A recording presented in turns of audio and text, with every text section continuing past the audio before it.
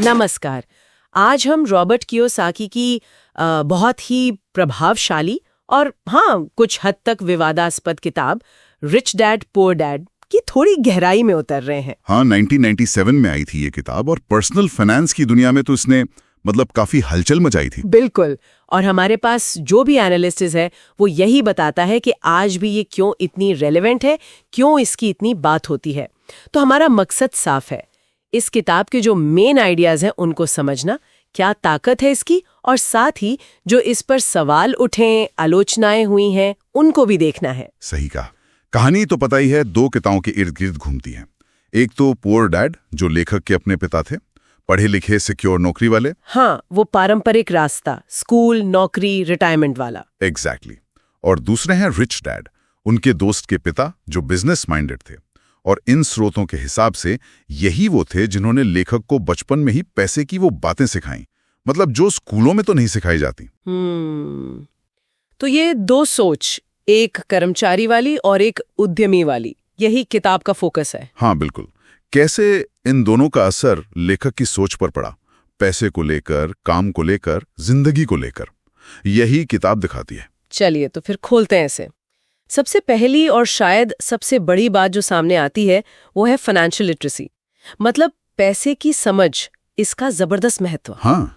क्या ये कहना ठीक होगा कि किताब का जो मूल तर्क है वो यही है कि स्कूल हमें पैसा कमाना सिखाते हैं पर उसे संभालना और बढ़ाना नहीं? बिल्कुल बिल्कुल। किताब इसी कमी पर उंगली रखती है। वो कहती है कि हमें संपत्ति यानी एसेट्स और देनदारी मतलब लायबिलिटीज, इसका फर्क समझना ही होगा। और ये फर्क शायद वैसा नहीं है जैसा हम आमतौर पर सोचते हैं। सही।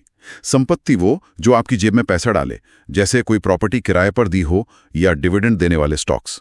और देनदारी वो जो पैसा निकाले, जैसे कार लोन, क्रेडिट कार्ड का बिल। अच्छा। और मजे की बात यह है, किताब के अनुसार कई बार जिसे हम संपत्ति समझते हैं, जैसे अपना घर, वो भी असल में एक देनदारी हो सकती है। अरे, ये तो सोचने वाली बात है वाकई। और इसी से जुड़ा है वो चूहा दौड़ वाला कॉन्सेप्ट, रैट रेस। हाँ। सुनने में तो ये बड़ा कॉमन लगता है, पर क्या कियोसाकी का इससे निकलने का तरीका कुछ अलग है?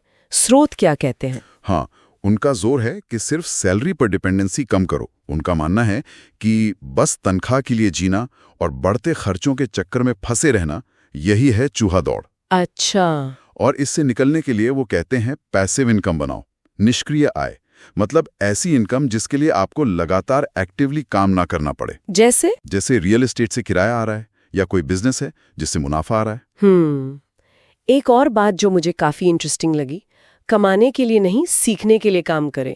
ये तो बिल्कुल उल्टी बात है पारंपरिक सोच से। हाँ, ये बहुत काउंटर इंट्यूटिव लगता है शुरू में। स्रोत बताते हैं कि वो सलाह देते हैं खासकर यंग लोगों को कि ऐसी जॉब्स चुनो जहां बिक्री, मार्केटिंग, कम्युनिकेशन जैसे स्किल्स सीखने को मिले, भले ही शुरू में सैलरी कम हो। बिल्कुल सही, क्योंकि ये स्किल्स बाद में अपना बिजनेस या इन्वेस्टमेंट खड़ा करने में बहुत काम आते हैं। ये पूरी तरह से एक इन्वेस्टर और एंटरप्रेन्योर वाली मानसिकता बनाने की बात है, कर्मचारी वाली सोच से हटकर। हाँ, सोच समझकर रिस्क लेना, मार्केट में मौके पहचानना और पैसे से पैसा बनाना सीखना। देखिए, इन विश्लेषणों के हिसाब से किताब का सबसे बड़ा इम्पैक्ट यही है, ये लोगों को चैलेंज करती है। किस तरह से चैलेंज करती है? वो जो पारंपरिक सोच है ना कि अच्छी डिग्री ले लो, सिक्योर जॉब पकड़ लो, बस लाइफ सेट है, उसको ये चैलेंज करती है। ये एक तरह से उकसाती है, प्रेरणा देती है। प्रेरणा तो ठीक है, पर प्रैक्टिकल लेवल पर क्या? जाहिर है हर कोई तो इसका फैन नहीं होगा। क्या मुख्य आलोचनाएं हैं इसके? स्रोत क्या बताते हैं? आलोचनाएं भी काफी हैं। एक बड़ा मुद्दा ये है कि किताब में कोई ठोस डिटेल्ड फाइनेंशियल स्ट्रैटेजी नहीं मिलती, कदम दर कदम क्या करें वो नहीं है।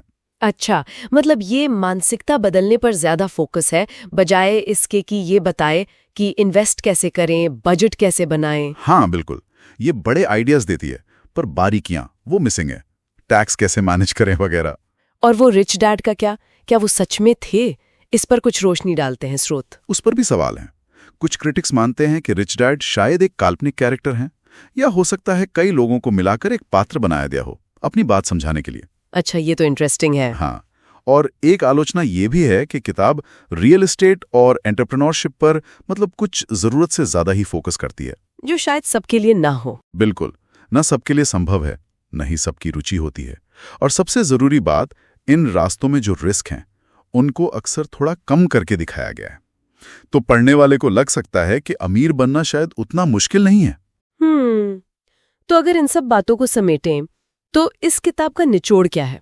अगर ये कोई प्रैक्टिकल गाइड नहीं है तो फिर इसकी इतनी पॉपुलैरिटी क्यों? देखिए, विश्लेषण यही कहते हैं कि इसे एक माइंडसेट शिफ्ट किताब की तरह देखना चाहिए, फाइनेंशियल मैनुअल की तरह नहीं। अच्छा। इसकी सबसे बड़ी खूबी ये है कि ये पैसे को लेकर हमारी जो पुरानी धारणाएं हैं उन पर सवाल खड़े करती है। क्या आपका घर वाकई आपकी सबसे बड़ी संपत्ति है? क्या नौकरी ही सुरक्षा की गारंटी है? ये लोगों को फाइनेंशियल इंडिपेंडेंस की तरफ पहला कदम उठाने के लिए जोश दे सकती है, उन्हें अपनी फाइनेंशियल सिचुएशन का कंट्रोल लेने के लिए प्रेरित कर सकती है। यानी ये एक स्पार्क दे सकती है, एक शुरुआत।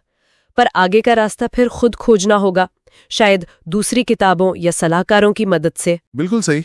मानसिकता बदलने के लिए इसे ऊंचा दर्जा मिला है, पर प्रैक्टिकल सलाह के लिए शायद औसत, प्रेरणा के लिए बढ़िया, पर ठोस प्लान के लिए आपको और रिसर्च करनी होगी। जाते जाते एक सवाल मन में छोड़ जाते हैं, जिसका जवाब शायद सीधे तौर पर इन स्रोतों में ना मिले, पर यह सोचने पर मजबूर करता है।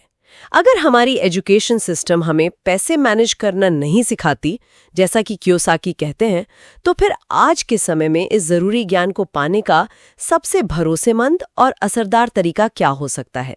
ये वाकई एक बड़ा सवाल है, सोचने लायक।